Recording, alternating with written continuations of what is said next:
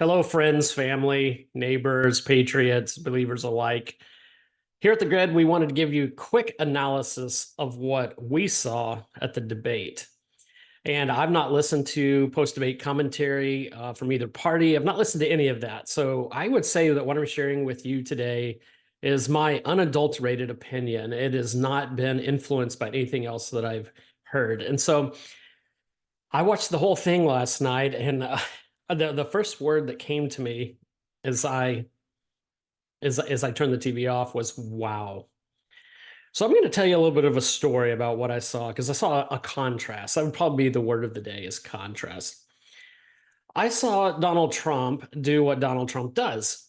He exaggerates a lot, and I get that. But his exaggeration is maybe not what you think. So I want to take you back to inauguration, back when he beat Hillary Clinton in the election. And Sean Spicer, his press secretary, got into an argument with the news media, the White House press. And it was around this because Trump had made the claim that it was the largest attended inauguration in history. And the press were like, well, that's just not so. And we have evidence and da da da da. And it was just kind of this back and forth. And Sean Spicer says, no, when you take into account all the online viewers and those who were there on site, it was the largest in history. So, there was some truth to that. It was a little bit of an exaggeration in the sense, I don't think that's what everybody was talking about. They weren't talking about the online presence, but it was a point of view that's debatable. Okay. That's pretty important. What I saw in the debate last night or things that were not debatable, such as Biden. He lies with such ease and fluidity that it literally is astounding. He made the comment, he said something to the degree, that's why the Border Patrol has endorsed me. And when you say something definitive, I was kind of like, wow, they did? I did not know that. I didn't think the Border Patrol liked Joe Biden at all. Well, guess what? It turns around that they didn't. They had not endorsed him. In fact, the Border Patrol union president came out within minutes of the debate and said, the Border Patrol has not endorsed Joe Biden, and it never will. It never has, and it never will. It will not endorse him. You cannot get a stronger statement than that. Well, that's not an exaggeration. That is not a different point of view. That is lying with such ease that it almost sounds true.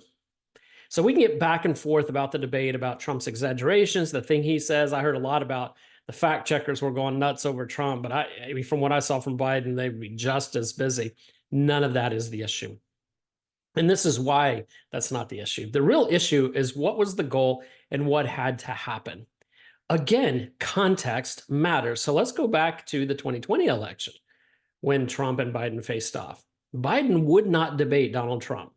I mean, they did eventually, but Biden was hidden away in the basement. Why was that? Well, it's because he was leading in the polls. And his campaign, rightly so, said, we can let Trump beat himself. We're not going to go expose our candidate to all the gaffes and all the mishaps that he is known for. We're just going to hide him away. We don't have to do anything.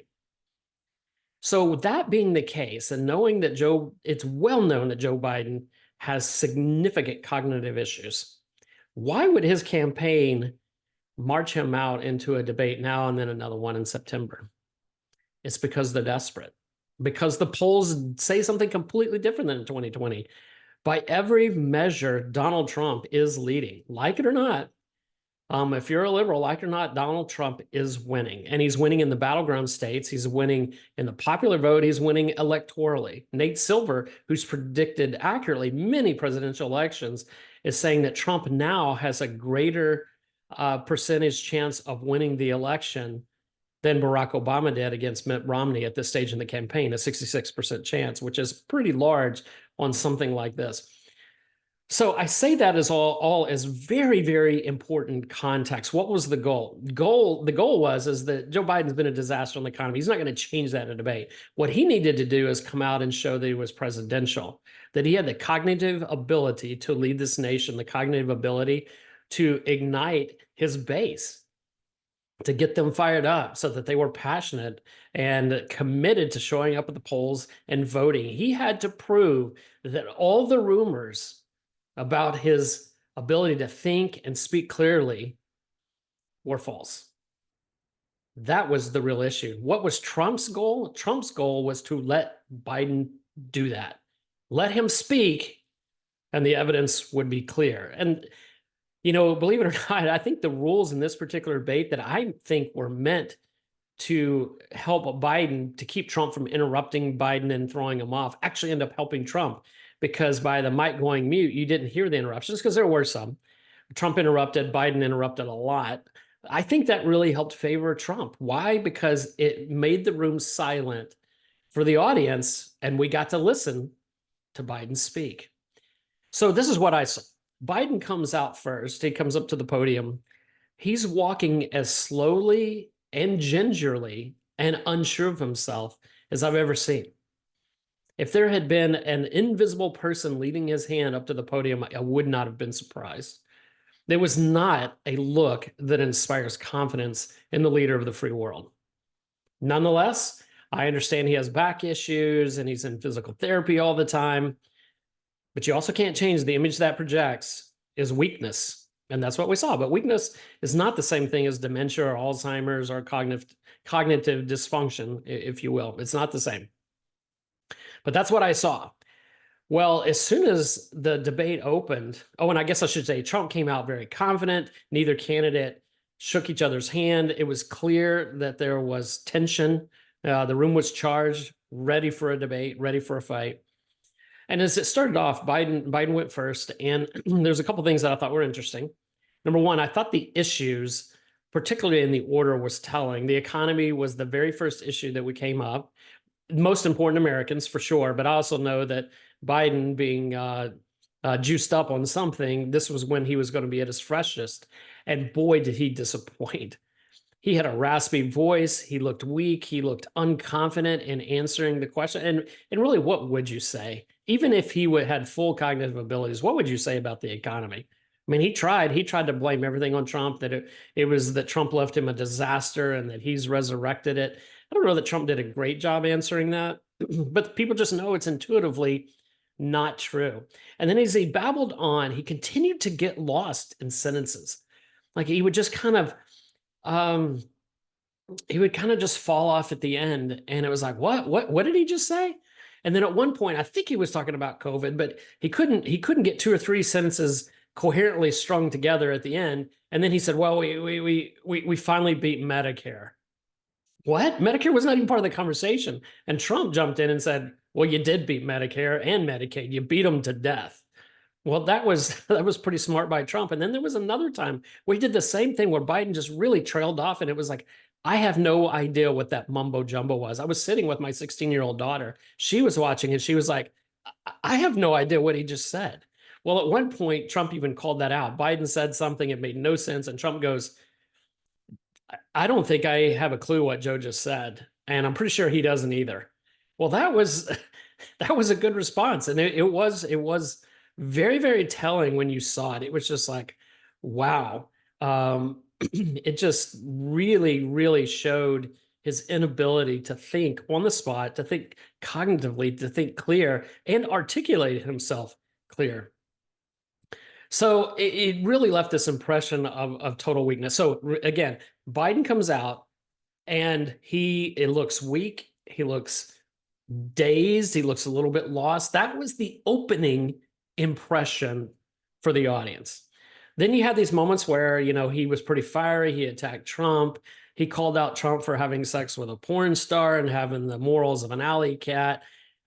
I thought those were interesting too, only because we kind of knew it would come out. But the way it was thrown out, it was pre-scripted. He was just looking for the very first opening he could get it in there. And I think if you remember back to the 2020 debates, that's something that really hurt Trump when he did a personal attack like that on Biden. And this appeared to be the exact same thing. It just did not resonate, and it was odd. So nonetheless, his first impression was lack of confidence, weak, not all there, moments of fieriness in the debate, kind of fall off on the middle of sentences, couldn't string thoughts together, really strange mumblings. But then it was the end of the debate that I went, this couldn't have gone any worse. The closing, so they took a break and they had a closing 2-minute I would call it closing arguments like you would in a trial. And Biden went first, and oh my, everything that the Democrats are worried about him looking old, feeble, and just not mentally acute or with it, all came out in those last 2 minutes. He fumbled. He just it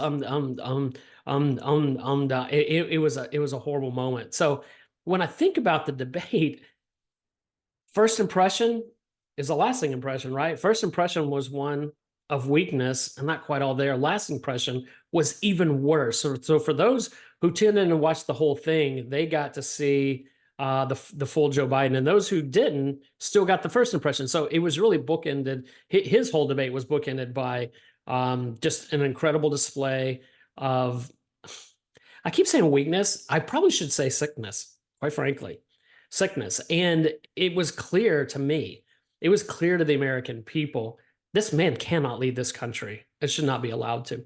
So what happened after the debate? Again, I didn't watch a lot of the post commentary because I really wanted my opinions to be pretty clear of that. But the Democrats are already calling for replacing him as a candidate. That's how confident they were in the debate. People are saying we've got to have another candidate now. So next steps is this opens up all the conspiracy theories. Ted Cruz is convinced that Michelle Obama is going to be the candidate. And I will tell you, I fear that. I do, because she's more radical than Obama. And I think because she can speak well, she would bring a calm to the rhetoric that would attract a lot of Americans, even though I know we should be voting on substance, and she has no political background. She's an activist. That's what she is, a very, very radical activist. But would people vote for her? They would, in a heartbeat. They would vote for her, at least the liberal progressive base. So that concerns me a lot. I want Joe Biden to be the candidate at this point, because I don't think he can win looking like he looks. Would appreciate it if Kamala Harris wasn't the vice president, because for some crazy reason Joe Biden wins. I really would like a president to be right behind him that actually could protect us in the event of China making some bold move. Also heard on the radio the other day, Ben Shapiro saying that if Trump does well, it actually puts our country in significant national security risk. And if he did well at the debate. And of course, I think that's what happened. So let me explain. He said that those who want to make moves against America, who see America's weakness, now know that their window is closing, that Trump likely will win if Biden is the candidate. So China, if they want Taiwan, they got to make a move. If Putin wants to get further incursion into Ukraine, he's got to do it. If Iran wants to make a move against Israel, they need to do it now, because Trump is too unpredictable and he's pro-Israel, that he's not going to allow this kind of stuff to happen. So I do think that on the world stage, it truly is a more dangerous place today. And that's just the way it's going to have to be, because it will be a much more dangerous place tomorrow if Biden is our president. Folks, that's kind of my take, my first take here on the grid. As I looked at the debates, it was, I guess to wrap it up, what Trump needed to do was to let Biden speak and not screw it up. And Trump accomplished that. What Biden needed to do was to project mental acuity and show to the American people that he still got it. And he failed miserably. So it'll be interesting to see what the polls look like, if they reflect that, if the polls don't move a whole lot, if people are really already entrenched in their opinions. But I can tell you for this for sure, any honest American who saw Joe Biden has to say, this man cannot lead our country. We just can't allow it. Thanks again for tuning into The Grid. Until next time.